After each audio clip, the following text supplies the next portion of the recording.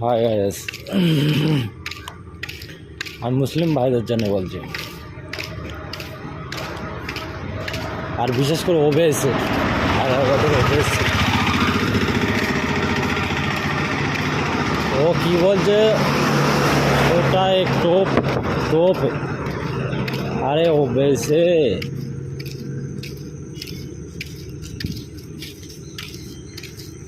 যদি হিন্দু খেপে যায় না, তোর ছোট্টর কেন, তোর পর্যন্ত এত মাটির তলায় দিয়ে দেবে, তোর 14 গোষ্ঠীর নিচু উঁচু করতে পারবে না, বের করতে পারবে না।